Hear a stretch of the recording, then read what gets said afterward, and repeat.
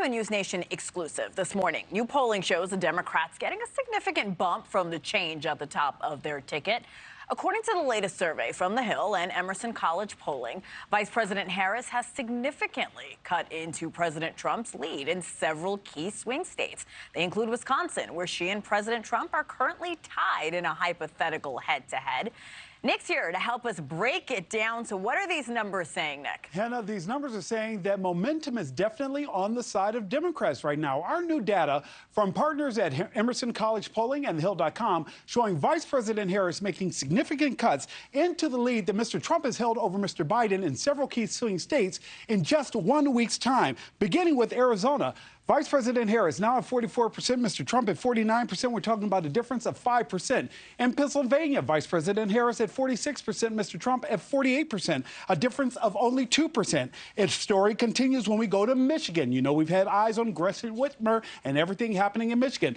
Vice President Harris at 45%, Mr. Trump at 46%. And in Wisconsin, take a look at these numbers, Hannah. 47%, the two are tied. Vice President Harris has caught up with Mr. Trump with polling in a swing state like Wisconsin. And why does that matter? Because when you compare that to how President Biden was polling against Mr. Trump just a week ago, the gains are clear. Look at Arizona.